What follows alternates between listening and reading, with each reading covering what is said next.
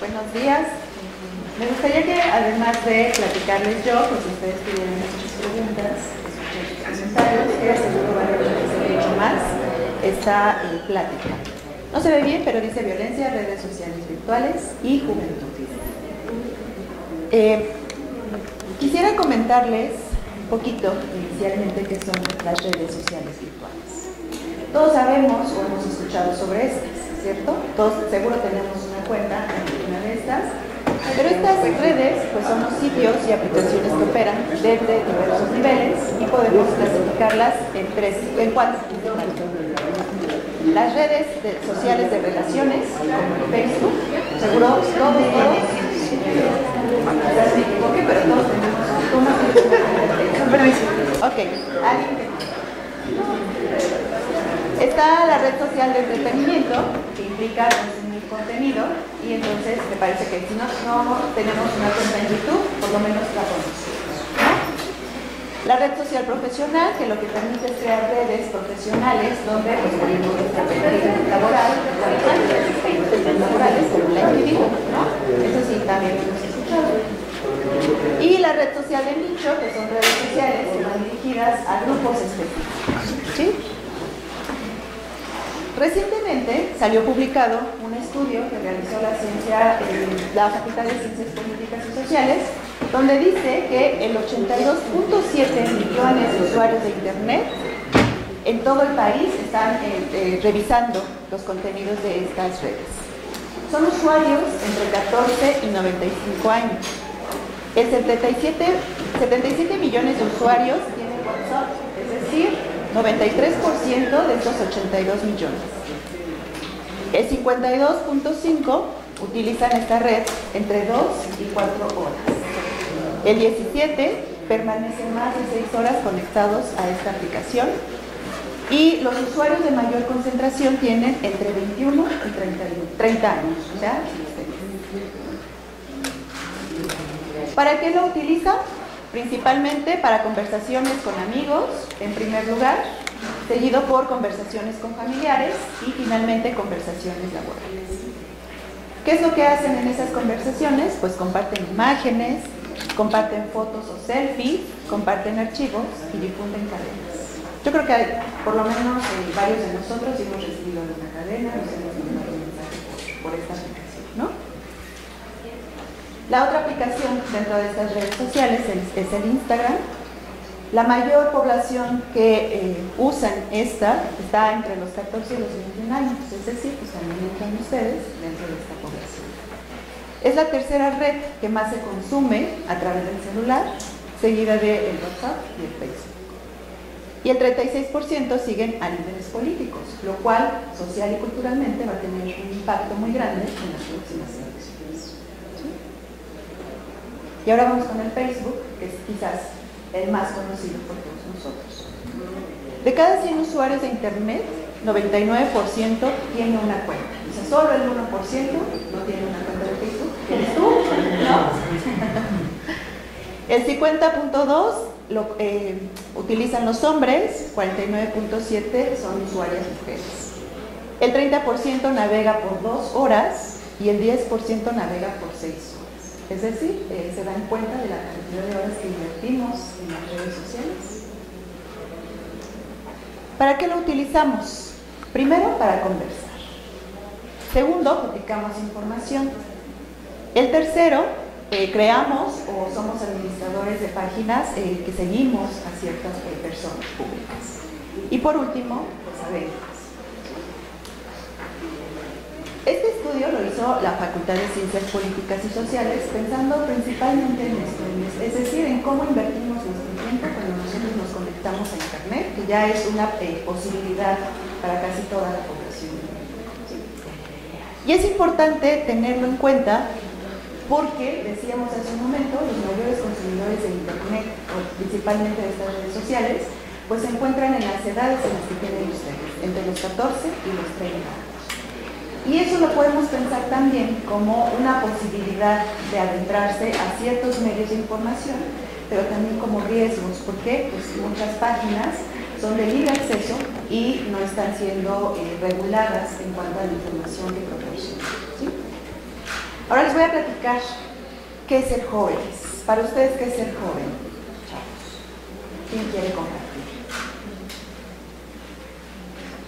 Dicen, después de la adolescencia viene la juventud, ¿no? Pero ¿qué es ser joven? Así lo primero. Madura. Yo creo que es una postura de la vida. Exacto, ¿sí? Una postura Ante la vida. Pues madurez. ¿Ok? ¿Alguien más? Cambios, por supuesto. Teóricamente podemos definirla, ¿vale? Buscar libertad. Teóricamente podemos definirla así como lo han hecho ustedes, como una posición en la vida que va a estar enmarcada por un contexto sociocultural. Es decir, no es lo mismo ser joven en México que ser joven en otro contexto cultural. Incluso ser joven dentro de una cultura del mismo país, a ser joven aquí, ¿no? Dentro de lo que somos nosotros o ustedes principalmente, con respecto a lo sociocultural. ¿Por qué? Porque la sociedad y la cultura van enmarcando esos preceptos que tenemos que seguir. Por ejemplo, se supondría socialmente que después de pasar la secundaria, ustedes tienen que elegir a qué preparatoria van a ir, y después de la preparatoria socialmente se les pide que tengan que elegir una carrera, ¿no?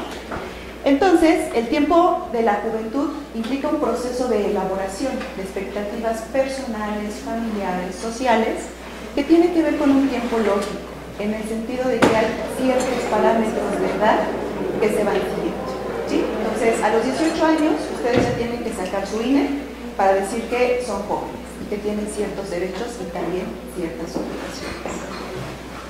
Ustedes se enfrentan a muchas exigencias en un mundo muy complejo. ¿Por qué? Porque les piden que tengan que realizar ciertas acciones, ¿no? Pero al mismo tiempo les prohíben otras tantas. Implica una dinámica de relaciones sociales y económicas. Seguro muchos de ustedes, terminando la universidad, pues tienen que seguir con un plan, por ejemplo, estudiar la maestría, elegir si estudiar esta maestría o elegir un campo laboral, ¿no? Y también lo referido a la posibilidad de la propia maternidad o paternidad. Aquí ya se complejiza más la necesidad de tener hijos, de tener pareja o no. Ahora, ¿qué pasa con ustedes y las redes sociales? Las redes sociales lo que implican es que marcan una huella en la construcción de la identidad.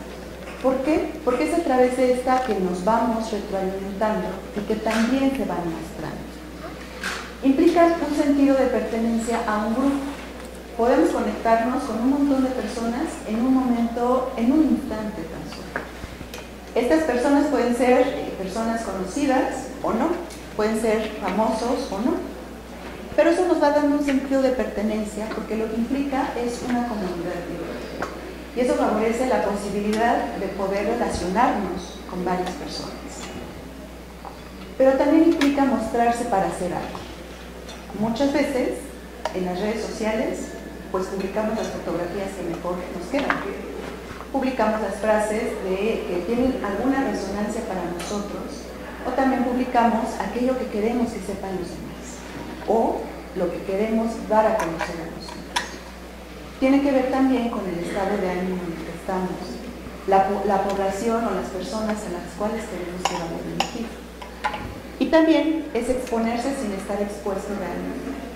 ¿A poco no les ha pasado que estando conectado al Facebook nos atrevemos a decir o a expresar más cosas, a poner en palabras más cosas, a diferencia de si lo hiciéramos en un contexto en el que estamos expuestos, ¿no? Frente a ustedes, a persona a persona, es totalmente distinto en muchas ocasiones, ¿sí? Esto se ha dado siempre. Yo durante muchos años tuve comunicación digital desde hace muchos años, cuando no existía todavía esto de internet, con una señora de Estados Unidos con quien viví una temporada, y nos escribíamos y le contaba yo muchas cosas de lo que me estaban pasando en México, y fue la comunicación yo creo que durante unos 20-25 años. Y yo empecé a ver, bueno, en algún momento lo volvimos a ver porque ella vino a México, pero me di cuenta que no era lo mismo escribirle que tenerle enfrente. O sea, no es la misma confianza, por supuesto. En cualquier tipo de comunicación, no es lo mismo escribirlo a alguien, a tenerlo enfrente y decirse. Claro. Ahora, aquí lo maravilloso del Internet, quizás lo peligroso, es la rapidez con que se envía el mensaje, ¿no? Ya nosotros lo publicamos y a los 5 segundos tenemos un like, ¿no? O tenemos cualquier representación de lo que está significando para las otras personas lo que nosotros estamos publicando. Ahora, si nosotros cuestionamos precisamente esta versatilidad de las redes, es porque justo decíamos hace un momento, implica la construcción de la identidad de los jóvenes. Entonces, pues el like para muchas personas significa poder retroalimentarse a partir de lo que está escribiendo. En cambio, cuando es por el correo, ¿no? Pues se tarda un poquito más en llegar, la emoción de lo que has escrito también ya cambió desde este momento en que lo escribiste hasta que recibes la respuesta, ha cambiado un poco, ya no tiene la misma resonancia, la forma de transmitirlo es totalmente distinta, ¿no? Hay palabras de respuesta a diferencia de poner un like o un corazón, ¿no? Porque puede representar cosas distintas para las personas a lo simbólico de la palabra, de poder transmitir una palabra, ¿sí?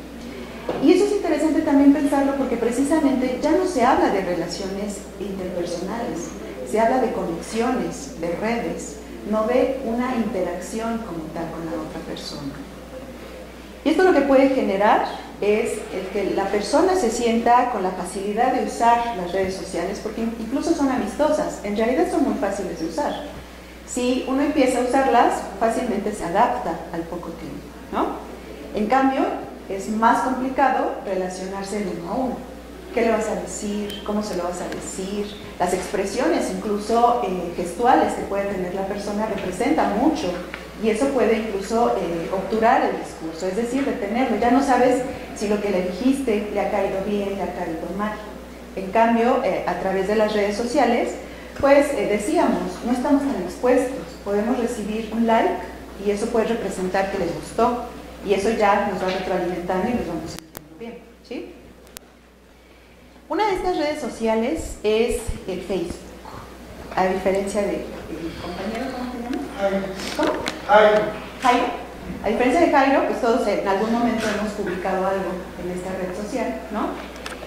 ¿Y qué dice? Una determinada publicación, que incluso puede pensarse como una palabra, puede servir para medir la posición social del sujeto y a su vez invitarlo a cuestionarse sobre su propio yo, un yo socialmente aceptado, un yo socialmente rechazado o simplemente un yo ignorado, lo cual podría desencadenar perturbaciones de carácter emocional en él, como es común en la actualidad.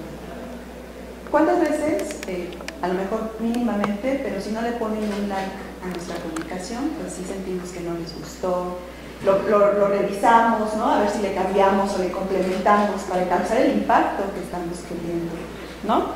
Y entonces nos sentimos ignorados, o por el contrario, si tenemos 2000 likes, ¿no? Nos sentimos súper bien. Y entonces decíamos hace un momento, pensar en los jóvenes, pues eso también nos va retroalimentando. Les va permitiendo que ustedes construyan las posibilidades de pensarse a partir de la opinión que los demás están teniendo sobre ustedes. Si tienen un like, y si es de una persona que a lo mejor les gusta, bueno, padre, ¿no? Si es un like de una persona que pues, no es tan cercana, bueno, ahí van pensando, o vamos pensando, ¿no? Que quizás esto ha tenido un impacto. Bueno, y si tenemos a personas importantes de contacto, si ponen un like, wow, ¿no? Nos sentimos maravillados por ese like, por esa retroalimentación a través de un emoji que nos ven, ¿sí? ¿Hasta aquí vamos? Esto va creando una ilusión, porque al final de cuentas no hay una corroboración con la realidad. Es decir, puede ser que sí nos conozcan y que sepan cómo interactuamos en la realidad. Pero si recibimos un like de otra persona que apenas si nos conoce, en realidad, ¿qué estamos transmitiendo? Muy poco sobre nosotros. Es decir, la red no puede englobar todo lo que somos, ni socialmente, ni profesionalmente, ni personalmente, ni interpersonalmente. solo estamos publicando parcialidades mínimas de lo que realmente somos, y a esas parcialidades es a lo que le damos tanta importancia cuando recibimos una retroalimentación a través de un medio. ¿Sí?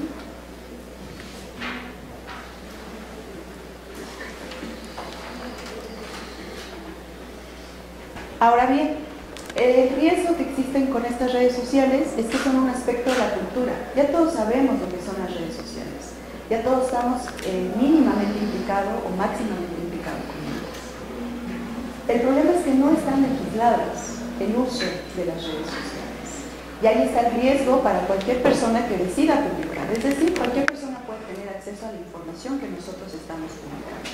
A las fotografías, a los mensajes, a cualquier cosa. Por eso siempre se nos ha estado señalando, y más constantemente, que hay que tener mucho cuidado con las publicaciones, porque incluso podemos publicar hasta dónde estamos, qué estamos haciendo, que si estamos con tal o cual persona, en qué momento del día, que si al día siguiente vamos a salir de viaje. Sí, les estamos brindando demasiada información a través de estos medios a las personas. Las redes sociales son un grupo colectivo. ¿Qué quiere decir eso? Que son una masa, que implican el involucramiento de tantas personas que entonces es una masa, que mediante el lazo virtual permea la posibilidad de actuar. ¿Ustedes han visto lo que pasa en los conciertos? O cuando hay un conglomerado de personas, un partido de fútbol. ¿Qué pasa con tanta gente junta? ¿Vale? Se potencia. ¿Qué más? Pues lo que pasa es que realmente la gente no está presente en el momento, todos tienen sus celulares afuera para captar el momento, para compartirlo, ¿no? Ok. Muy bien. ¿Qué más? Puede perderse la ciencia del momento y actuar en forma de reflexión. Exactamente, ¿no? Cuando uno está en un concierto que implica el estar compartiendo con tanta gente, si hay uno que no lo hace, incluso puede no sobrevivir ante la masa, ¿no? Si los chavos están brincando en un mismo ritmo, quien no lo hace se lo llevan, o no nos vamos tan lejos, en el metro, ¿no? Si uno no sigue a la gente, al conglomerado de gente, te lleva, te saca. Vamos perdiendo conciencia cuando estamos en grupos muy grandes de lo que está pasando a nuestro alrededor. No nos importa el otro, simplemente actuamos por actuar, porque tiene que ver también con una cuestión de sobrevivencia cuando estamos en una cuestión personal, ¿no? Porque incluso el que los demás lo hagan es lo que va permitiendo que uno decida hacer. Entonces, si en las redes sociales, si alguien pone no estoy de acuerdo, entonces eso favorece que alguien más diga no estoy de acuerdo, o sí estoy de acuerdo. ¿Sí? Usted daba el ejemplo de un concierto, pero un luchamiento también es esta pérdida de conciencia, como la conciencia individual que se a los otros, ¿no? Por supuesto. En un estado de furia o de euforia, ¿no? Exacto. Sí, o sea, cuando hay grupos muy grandes, se pierde eso. Porque si no quedas excluido del grupo. Porque decíamos hace un momento, el grupo lo que permite es tener un sentido de pertenencia. Y pensémoslo culturalmente. Si nosotros no seguimos los preceptos culturales, entonces somos excluidos. Y en una cuestión, por supuesto, de linchamiento, donde lo que está sucediendo emocionalmente con el grupo, pues contagia. Y entonces pues pueden salir muchas de las emociones que incluso podemos mantener tranquilas cuando no estamos dentro de ese grupo. Justo lo que te decía, el anonimato que se da en todas estas redes sociales. Porque a lo mejor yo no soy capaz de decirlo frente a frente, pero ya en cualquier red social puedo decir lo que no pienso, o inclusive agredir, ¿no? En el anonimato, en internet, sabe quién soy. Claro. Y eso es bien importante tenerlo en cuenta. Porque en el mejor de los casos, creamos un perfil con datos reales nuestros. En el peor de los casos, bueno, no sé si sea el peor, pero hay casos, ¿no?, en los que se crean perfiles falsos, justo para buscar agredir a las personas, para buscar tener ciertos beneficios que incluso pueden dañar a otras personas. ¿Sí? Uno de los riesgos que hay al usar las redes sociales es el ciberbullying. ¿Hemos escuchado de este? ¿A qué nos suena o qué sabemos sobre esto?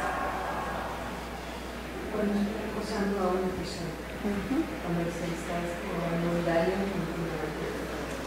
Exacto. La definición es uso de cualquier sistema electrónico, celular o internet para agredir a un individuo o a un grupo de manera repetitiva en el tiempo. ¿Sí?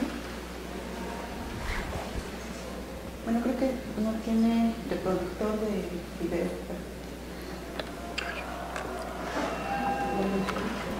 Creo que no, pero bueno. ¿Sí?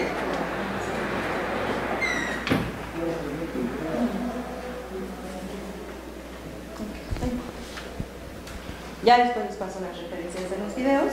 Lo que quería transmitirle con este video es de un adulto, ¿no?, que llega a su lugar de trabajo y empiezan a agredirlo sus demás compañeros, le empiezan a poner algunos insultos en su lugar de trabajo, empiezan a hacer algunos dibujos que son para humillarlo.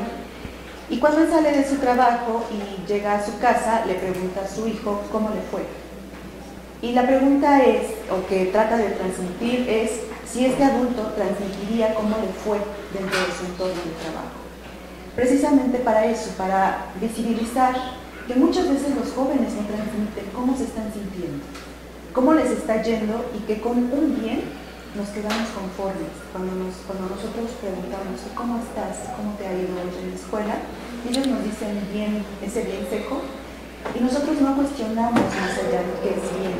Si implica el compartir experiencias, si implica que le fue bien en un examen, si implica que pudo hablarle a los compañeros, o más bien es un bien porque no quiero hablar de esto que me está causando dolor y que me está causando sufrimiento. A eso habría que visibilizarlo, ¿no? En que a veces no es fácil transmitir cómo nos estamos sintiendo. ¿Por qué? Porque implica el reconocer que nos está yendo mal, que hay un grupo de personas que nos están molestando, que no sabemos qué hacer incluso en muchas ocasiones y que preferimos no pedir ayuda porque ni siquiera sabemos cómo pedir ayuda. Pero sí es muy importante tener en cuenta que el poder pedir ayuda es muy, muy importante. Siempre. Bueno, que tampoco se va a ver. Otro de los riesgos que puede ocurrir ante el uso de las redes sociales es estas cuestiones que tienen que ver con los retos virales. ¿Alguien ha visto los retos virales? ¿Alguien ha hecho un reto viral? ¿Qué son los retos virales? Son como una serie de pruebas que se difunden, o sea, no solamente en las redes, sino en grupos cerrados de redes, donde pues vas como demostrando, según esto, que eres mejor que los demás porque vas avanzando en esas pruebas. Exacto. Generalmente estos retos no deberían de implicar un riesgo, pero a veces son demasiado absurdos y demasiado peligrosos para las personas. ¿Han escuchado el de la ballena azul? ¿El reto de la ballena azul? A ver, ¿quién quiere comentar sobre este reto?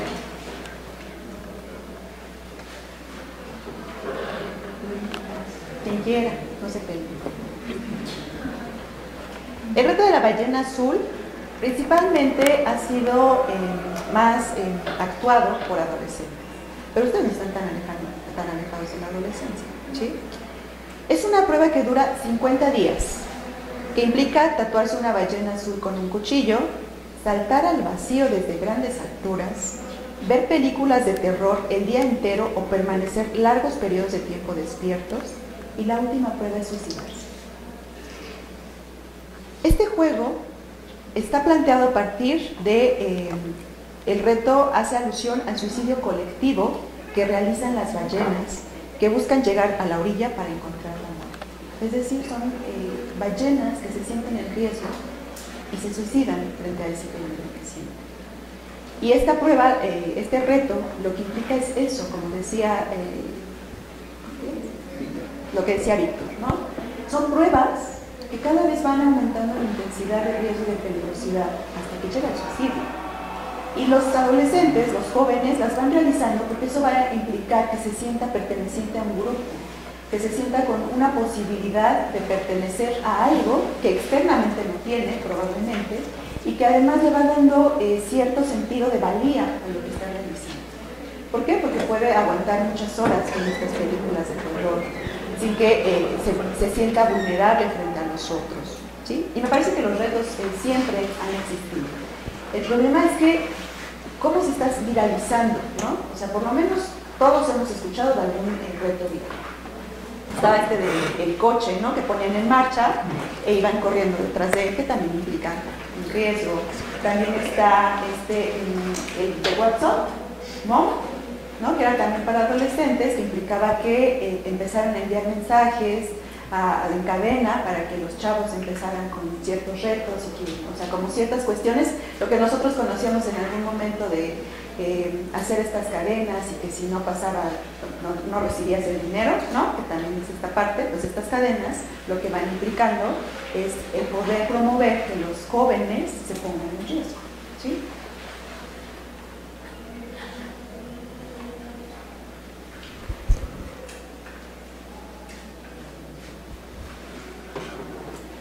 Otra de las dificultades o de los riesgos que nos encontramos en las redes sociales es la pornografía digital.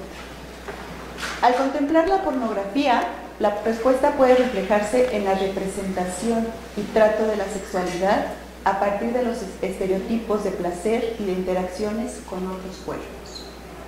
Es un hecho social que la pornografía en la actualidad se ha convertido en parte del convencionalismo cultural. ¿Qué pasa con la pornografía? Implica la mirada, el ver lo que está sucediendo, pero no el contenido. Es decir, ¿qué puede transmitir la pornografía? ¿Qué se les ocurre que pueda transmitir la pornografía? Solo imágenes. ¿Por qué? Porque no estamos en realidad procesando el montón de información que está transmitiendo. Y eso implica que entonces incluso nos quedemos con estereotipos de cómo deben de actuar en el acto sexual las personas, o cómo se deben de tratar a las personas dentro de estas relaciones interpersonales, como puede ser incluso, ¿no? En estos juegos eróticos que transmiten la pornografía, la mujer cumple un rol, el hombre cumple un rol, pero en realidad no se está viendo a personas, se están viendo a objetos que están realizando un acto y que no permite incluso el cuestionar qué es lo que está pasando, simplemente sucede como acto. Y con eso se quedan o nos quedamos las personas con respecto a la información que estamos recibiendo. Otro de estos retos es el sexting. Yo creo que sí también lo hemos escuchado en algún momento. ¿Qué implica?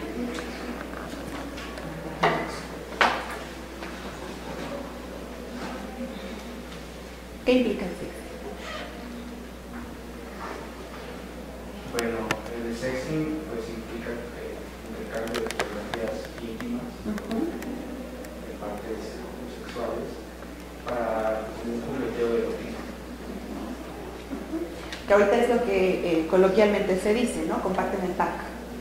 En el sentido de que son la transmisión de fotografías o de mensajes erotizados, ¿no? Eróticos, y que eso en algún momento se puede convertir en medio de chantaje. Y ahorita a colación, ¿no? Está posibilidad de que se regule la ley Olimpia precisamente para eso. Pero es consensuado en un primer momento. Sí, en un primer momento sí, ¿no? Hay un intercambio, hay un acuerdo. El problema es cuando se rompe el acuerdo. Cuando esta fotografía sale del vínculo, ¿no? Entre la pareja y llega a los medios. Y decíamos hace un momento, el transmitirlo, o sea, si ustedes lo transmiten por Facebook, en un mensaje aunque sea privado, sabemos que cualquiera puede tener acceso a ese mensaje. Pero no siempre puede ser consensuado. Por ejemplo, si no hay casos de niños que utilizan las redes sociales y pues estos pederastas los convencen, los chantajean, ¿no? El típico, voy a asesinar a tus papás o algo por el estilo, y los obligan a que les manden imágenes o videos, ¿no? Claro. Entonces no siempre. Por supuesto. Tienes toda la razón. Sí, consensuar cuando es una relación de uno a uno y no hay un ejercicio de poder, inicialmente. Cuando estamos hablando del abuso de autoridad y de poder que tiene un adulto sobre un niño, pues evidentemente nunca va a haber consenso porque no tiene la posibilidad de decidir, ¿no? Aunque diga sí, o sea, su capacidad, su posibilidad de tomar en cuenta los riesgos que eso implica, todavía no está muy desarrollada. Pero en estos casos, en el que en una relación, sea cual sea esta, deciden intercambiar fotografías y que se rompe el acuerdo inicial que hayan tomado para que solamente quede entre nosotros, puede ser el medio de chantaje también. Le decimos en un momento, pues puede, si lo transmitimos por cualquier red social, el peligro es que puede llegar a manos de cualquier persona, ¿no? Cualquiera puede hackear nuestras cuentas y puede tener acceso a toda esa información.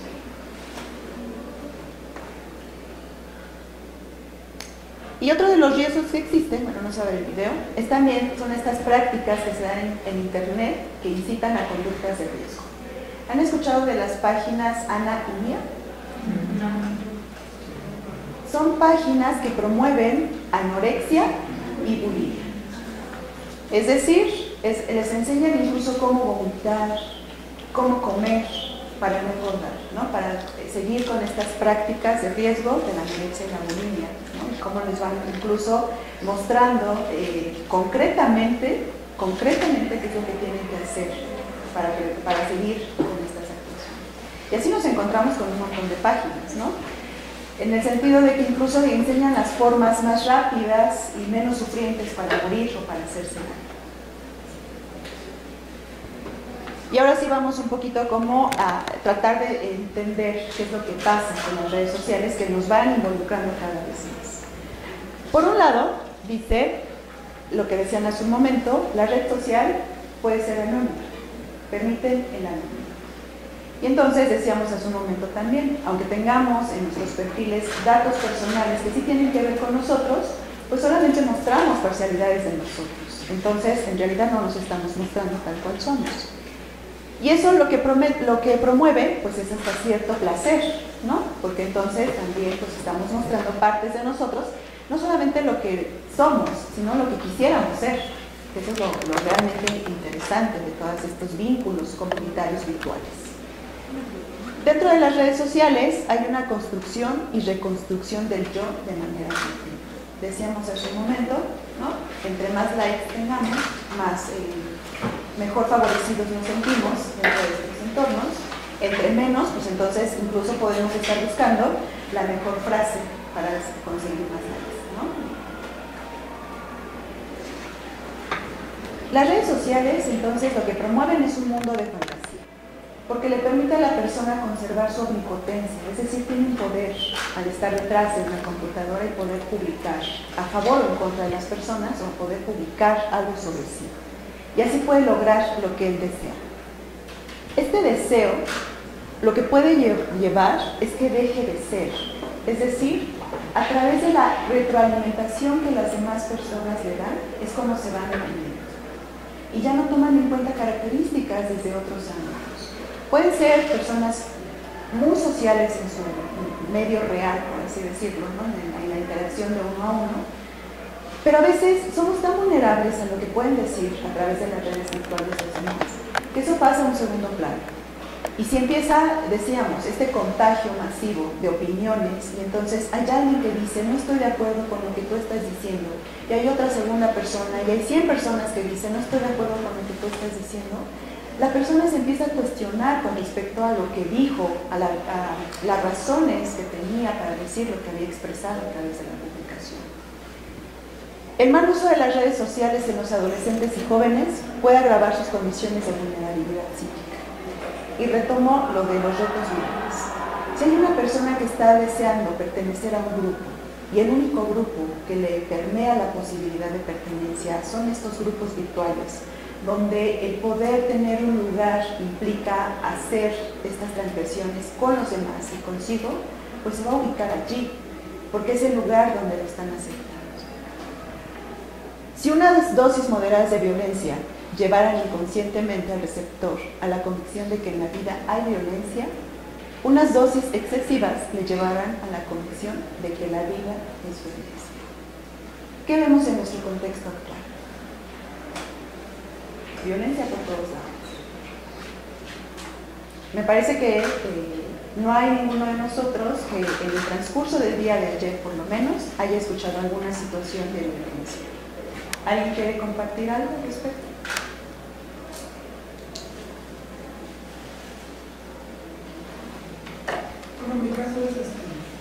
comentado el compañero, yo realmente no consumo noticias.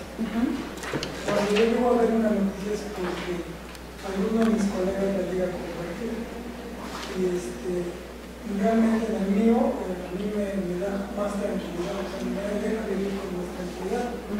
En comparación con, por ejemplo, vivo en la misma colonia que mis suegros, y mi suegro es una persona que constantemente está como irritada, ¿no? Por lo que digo en político tal, por si alguien chocó, o sea, siempre está en esa irritabilidad, ¿no? Que se ve en su relación de pareja, ¿no? Tiene muchos conflictos en esa parte.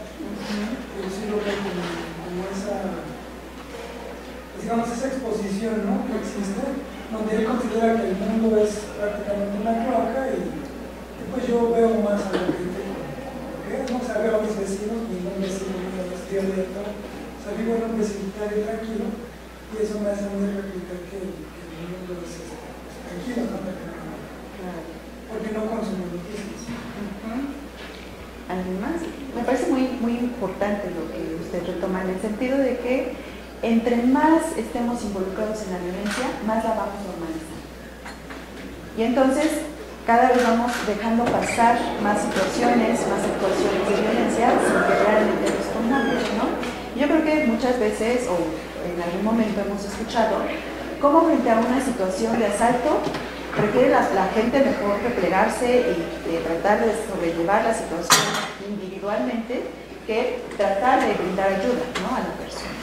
O vemos situaciones en las que implica incluso el que una persona esté pidiendo auxilio, ¿no? Por muy absurdo que parezca, y nadie se acerca a ayudar. O vemos que a lo mejor una chica, un chico, está pidiendo o se va caminando más rápido y se ve asustado y no le preguntamos si está bien, si necesita algo. ¿Por qué? Porque también implica cómo nos vamos familiarizando cada vez más con estas situaciones y ya no le vamos dando importancia. Ya, decía hace un momento, cada vez es más común escuchar todas estas situaciones de violencia y ya no reaccionamos, ¿no? Es otra vez más. Pero cuando nos queremos involucrar, claro. Por eso te ponen a lo mejor de más. Exactamente. Sí, también. Sí. Y ahora, quizás lo importante sería cómo podemos crear un vínculo comunitario. Sabemos que uno a uno puede ser muy complejo, siempre. Pero así como puede haber una masa que violente, ¿cómo sí podemos crear un grupo que tenga un fin común de poder ayudarnos los unos a los otros? Donde no implica la competencia entre uno y otro en todos los sentidos que pueda haber, sino cómo podemos ayudar al compañero de al lado, cómo puedo ayudar al vecino si veo que está teniendo alguna situación, incluso no ayudarlo, incluso el decir buenas tardes, ¿no? Va creando esa posibilidad de apoyo, de unión entre una y otra persona. Por ejemplo, pegándonos más un tema de redes sociales, mi colonia es muy violenta, peligrosa. Y mi colonia y los vecinos que tengo en mi calle, pues tenemos un grupo de WhatsApp. Ahí decimos siempre las zonas, los focos rojos de violencia, en dónde no pasar, a qué hora no pasar y dónde son los horarios donde más, o sea, y nos ayudamos entre todos. Y ya si alguien dice, me asaltaron en tal lugar, pues se va estableciendo como esa red de ayuda, ¿no? Y es muy comunitario y la gente se ayuda entre todos, ¿no? Y eso es una buena forma de utilizar las redes sociales para ayudar más que nada, auxiliar al que está desprotegido o auxiliar al que está afectado. Sí, por supuesto, ¿no? Hay muchos riesgos en las redes sociales, pero también hay muchas posibilidades en las redes sociales. Pero además, sí pienso que hay, a través de los medios de comunicación masivos, no sé en qué consiste o no, pero está llegando de noticias de nota roja y nota roja. Cuando nosotros obviamos las gacetas de la UNAM, nos encontramos con muchas muy buenas noticias de premios, no nada más universitarios de la UNAM, sino escuelas de otras universidades o de otros. ¿Por qué no sé? ¿Por qué estos medios de comunicación se concentran en la nota roja, los absurdos, como que una pareja en la Unión, un matrimonio que se peleó, el señor le echó el carro encima? O sea, bueno, a mí, ¿qué lo único que creo que hacen es que haya una idea de que vivimos en un país deplorable, que bueno, en mucho así como hemos vivido por tantos años cuestiones de neoliberalismo, pero no hacemos, y los medios de comunicación no le dan promoción a todos los logros positivos que pueden tener y que tienen, no solo que pueden tener, lo que tienen las universidades, que tienen las escuelas. Nada más promueven la nota roja y no promueven lo bueno que tenemos como sociedad, a todos niveles, de todo tipo de culturas, incluso de todos ni indígenas, rurales, de ciudad, sino en la nota roja. Entonces, sí creo que tiene razón el chico cuando dice que sus sueldos están de malas. ¿Cómo no van a estar de malas si lo único que reciben es notas negativas? Yo creo que tiene que haber un equilibrio, porque tampoco vamos a estar ignorando lo malo que nos sucede. Tenemos que tratar de mejorarlo, pero es que ni siquiera hay un equilibrio. Decíamos en ese momento, el problema de las redes, de internet, es que el contenido de la información no está regulado. Y además también ciertamente causa mayor impacto emocionalmente la nota roja, ¿no?, que las notas de otro tipo. ¿Por qué? Porque implica que incluso nosotros terminemos de leer ese artículo todo que habla sobre asesinatos, violencia, y si leemos sobre la persona que ganó el premio, lo leemos, pero no le prestamos tanta atención como a este otro tipo de notas. Porque incluso la forma en que lo transmiten es muy particular también, ¿no? Con signos de admiración, con fotografías llamativas. Tiene que ver también eso, y por supuesto, la labor de cada uno de nosotros será ir seleccionando la información, ir reconociendo qué información sirve y qué no. Pero también es bien complicado, ¿no?, en el sentido de que si no hay una regulación de las redes, pues es más fácil que tengamos acceso a este tipo de mala información, ¿no? Nada más, acá para complementar con lo que dijo el compañero, personalmente yo he tratado incluso he dejado de seguir páginas que son de puras notas amarillistas, notas rojas pues, por salud mental, porque realmente me afecta. Claro. Sin embargo, decidí informarme porque en mi caso lo puedes tomar de dos formas, o sea, o te desensibilizas de tanta noticia que ves y dices, ya no sé, es lo que pasa a diario, ya lo normalizas, o al contrario, como ahora estoy yo, que veo, sí me afecta muchísimo, pero me afecta para hacer algo, ponerme en acción, o sea, no, también para cuidarme. Antes, no me gustaba enterarme de esas noticias para andar como si nada, no preocuparme por nada, pero sí es importante que nos enteremos, pero no para atormentarnos, sino para hacer algo. Exacto. Pero bueno, sí lo entiendo, porque la verdad es que es muy difícil estar viendo, cuando eres empático, cuando realmente te preocupa, sí tienes pesadillas, es difícil. Sí, claro. Los medios de comunicación, me parece, no tengo la certeza, ¿no?, ni cómo medirlo, pero que se inclinan más por todo este tipo de notas, porque lo que causan es un impacto negativo, ¿no? Recordemos el sismo. Pasaba todo el desastre del sismo, y entonces ¿cómo terminábamos nosotros? Mucho más angustiados, ¿no? Porque implicaba el tener incluso síntomas de ansiedad, empezábamos con taquicardia, ¿no? Y entonces, pues finalmente eso implica en los medios de comunicación. ¿Cómo nos van bombardeando de tanta información que es tanta que ni siquiera podemos procesarla ni elaborarla?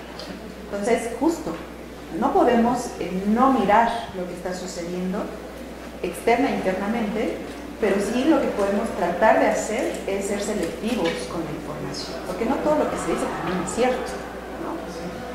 Y también justo en eso, pues tratar de, decía, ¿no?, incluso después del sismo, pues vayan a páginas que sean realmente validadas de lo que está sucediendo, porque se estaba diciendo que se podía decir cuándo iba a temblar, cuándo no.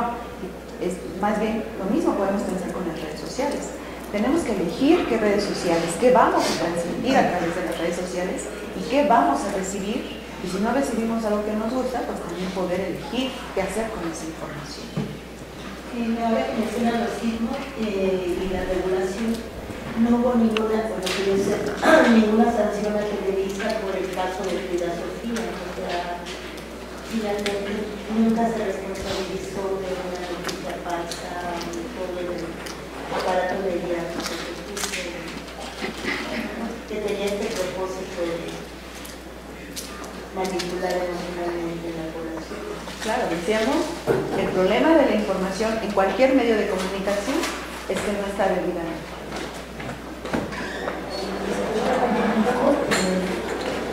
Yo consumo noticias y decía la compañera de qué manera yo contribuyo a que no se esparza la violencia. Pues yo soy psicoterapeuta, precisamente por eso yo trato de no consumir noticias porque realmente no tiene ningún valor psicológico enterarse por adelantado de lo que no va a suceder. No sé si me entiendes. ¿De qué manera yo contribuyo a que no se violencia? Pues con mi trabajo, ¿no? Como psicoterapeuta. También más allá de si es bueno o malo informarse, creo que depende más que nada de la persona. A final de cuentas, también las noticias son una manera de entretenimiento, como lo puede ser ver una telenovela, como lo puede ser ver un partido de fútbol. Más que nada es la reacción que tiene en ti, lo que estás viendo, lo que realmente va a ser un cambio en tu sociedad. También, por ejemplo, vivo en el Estado de México. Cuando yo les digo Estado de México, me dicen Zapato, y yo no es que a mí me enseñaron que tengo 26 años, hace 13 años en la ciudad, vivo en esta. Sí tengo una vecina en el siguiente lote que van 2 veces en un año que le roban su auto. Creo que la cuestión es, si ella sabe que se roban un Jetta cada 5 minutos y ella va 2 veces y compra un Jetta, pues creo que al final de cuentas ella no va a disfrutar el auto que tiene por estar pensando que se lo van a robar. Al final de cuentas es una cuestión más así, ¿no? Y justo a eso iba también el título, ¿no? Juventud. Es decir, no hay una juventud. Cada uno es individual, cada uno va procesando la información de un modo distinto porque también tiene que ver con la historia de vida de cada uno de nosotros y el impacto que la información en las redes sociales o en los medios de comunicación diversos tienen para cada uno de nosotros, ¿no? Por eso es lo importante de jóvenes más que la juventud, ¿no? Porque somos un montón, o son un montón de personas, ¿no? Que todavía me siento joven, pero finalmente tiene que ver precisamente con eso. Y ya para cerrar, si bien el uso de las redes sociales aporta muchas ventajas y posibilidades para los usuarios, también supone varios caminos inseguros y de riesgos que pueden conducir a situaciones que difícilmente se pueden controlar sin la intervención de otras personas, aunado a implicaciones que recaen en afectaciones en la salud mental. ¿Por qué? Porque sabemos que va a tener un impacto, como decían, en cómo lo vamos procesando y cómo lo vamos transmitiendo y que eso pues, puede afectarnos emocionalmente. Me parece que es muy importante también informar que la información que está en redes muchas veces no está validada, no tiene a veces no tiene buenas prácticas, a veces no tiene la claridad, sino puede ser parte de fantasía. Y el poder detectar cuál sí es real, cuál no es real, sí nos implica también hacer una pregunta más grande, es ir a las fuentes originales y estar realmente documentado, porque yo creo que sí es importante estar documentado para justamente prever situaciones que nos puedan generar una violencia. Entonces, estando bien informado de las fuentes correctas es donde uno realmente puede tener una actuación adecuada y asistir a la calidad de la violencia. Pero si uno se informa equivocadamente en redes que no están bien informadas, no tienen buenas prácticas, evidentemente cae esto en un circuito de manipulación. Por supuesto.